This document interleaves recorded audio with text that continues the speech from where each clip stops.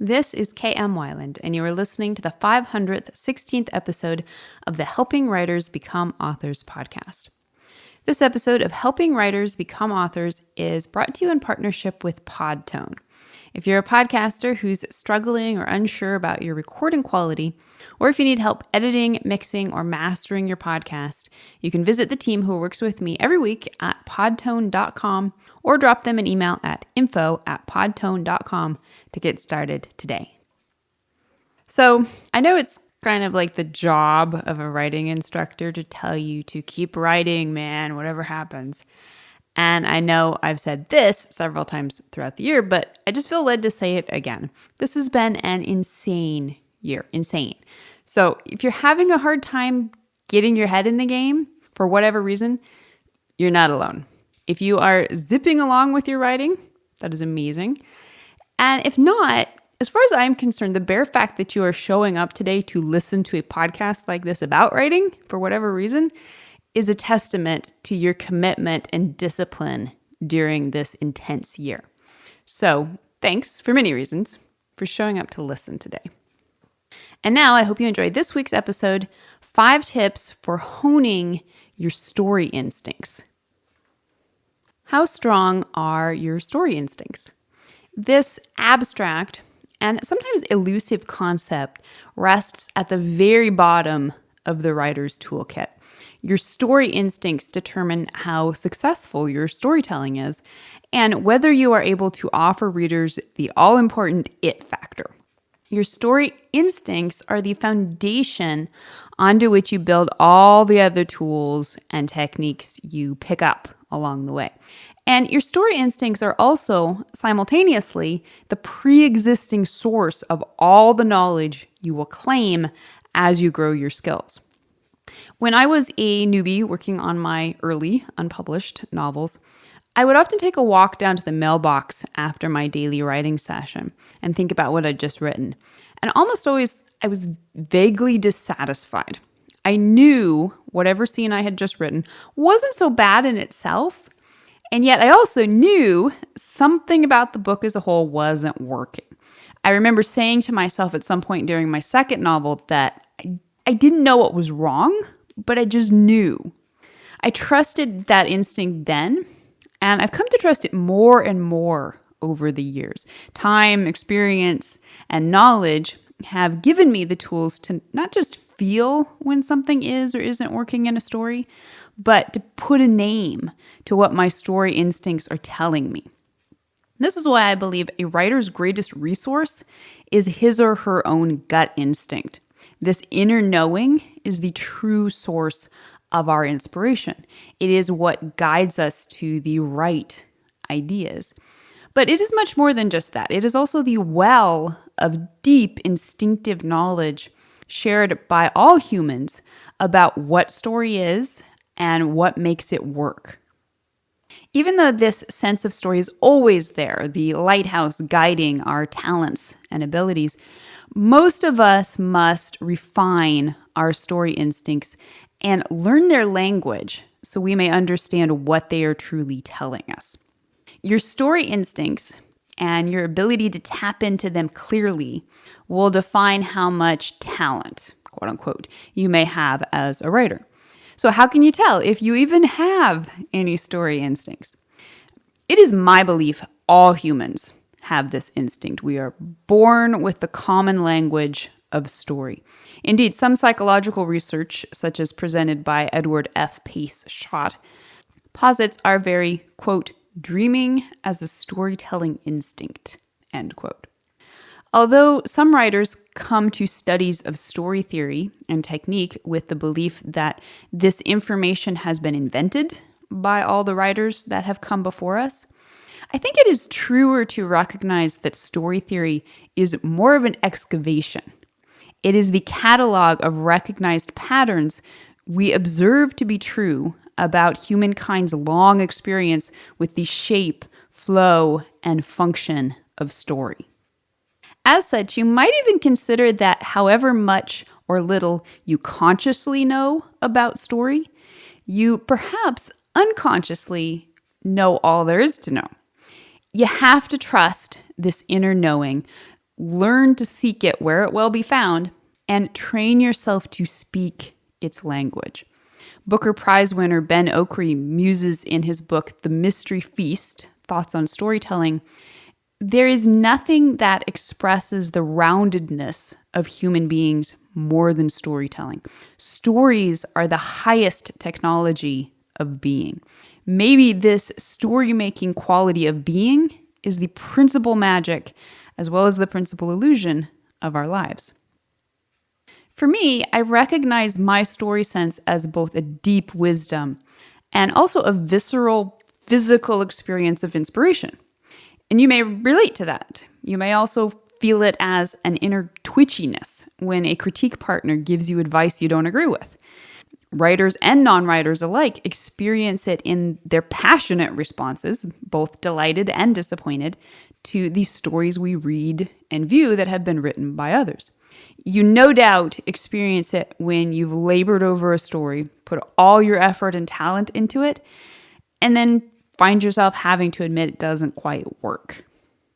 And you feel it when you just know you've written the best thing of your life. Story instincts are tricky. Well honed, they speak to us clearly and guide us to writing better and better stories.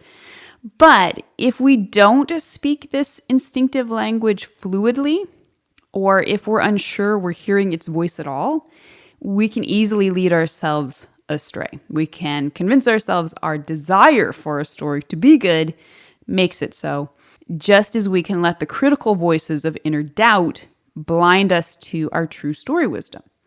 And as I mentioned, having experienced with my unpublished novels, sometimes you can hear it's telling you something's not working and still not have the knowledge to know what's not working, much less how to fix it.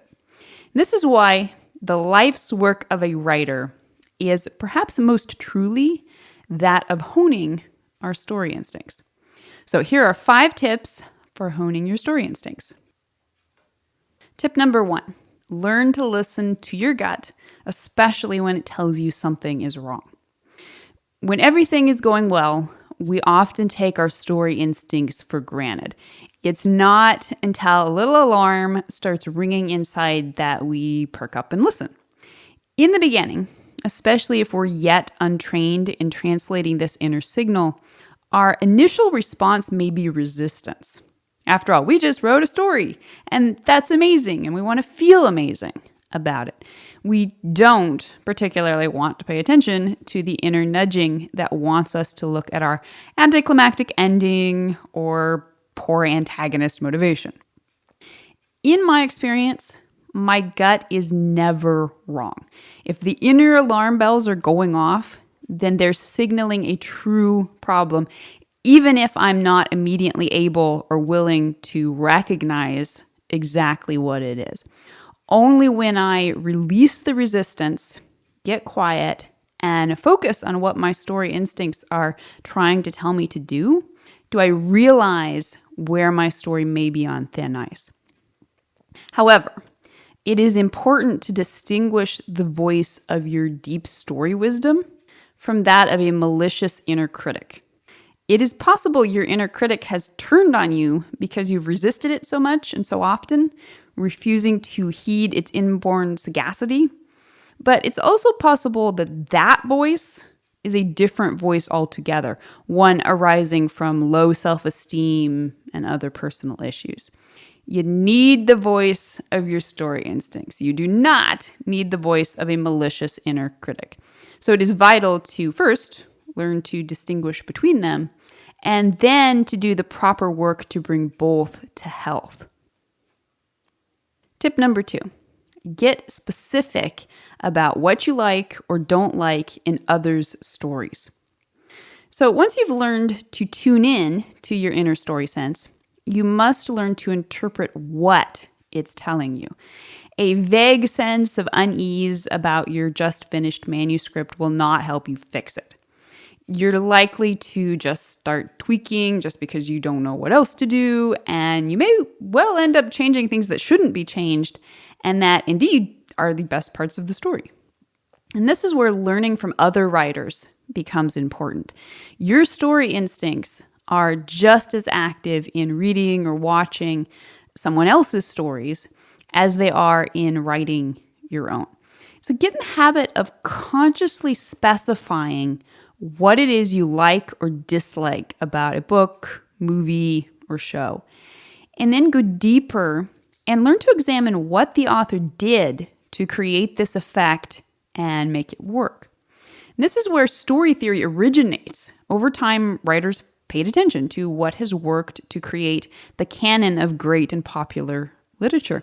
We have examined the patterns that show up time and again and identified the techniques that allow us to recreate the same effect, or perhaps even innovate better techniques in search of that same ultimate goal of a satisfying story experience. Tip number 3, use story theory and technique to help you name your instincts. So much of our collective story wisdom has already been codified for us in the writings and instructions of our many fellow writers.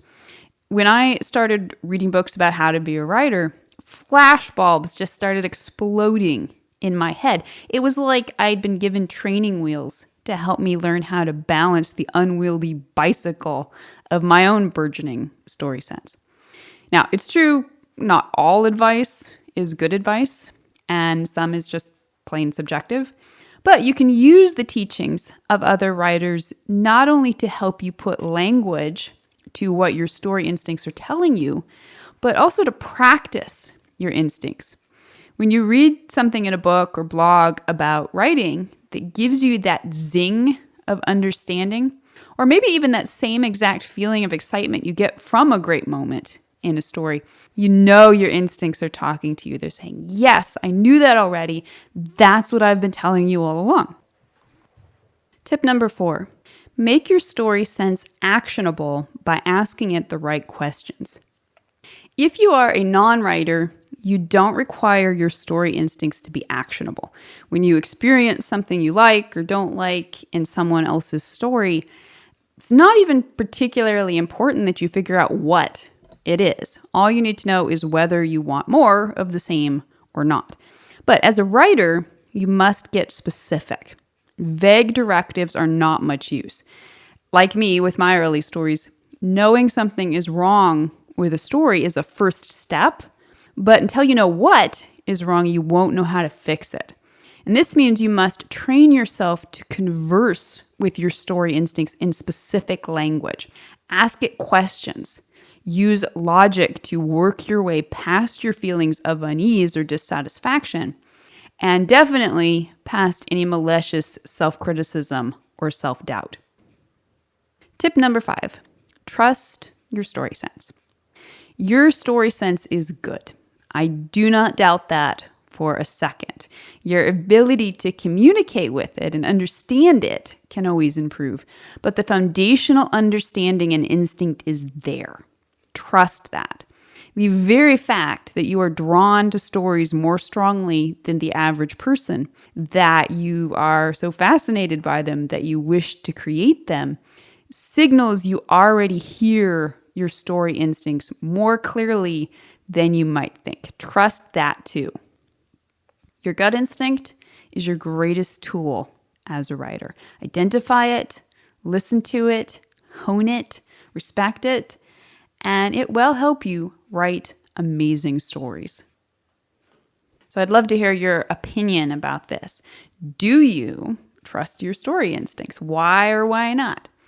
If you'd like to be part of the Word Player community over on my site and join in the conversation on this subject, be sure to stop by the website at helpingwritersbecomeauthors.com. You can always find a transcript of the most recent podcast and add your voice to the discussion by visiting the first post on the site's homepage. And don't forget that if you're looking for an older post, you can always find those by putting the podcast title in the search field at the top of the right-hand column.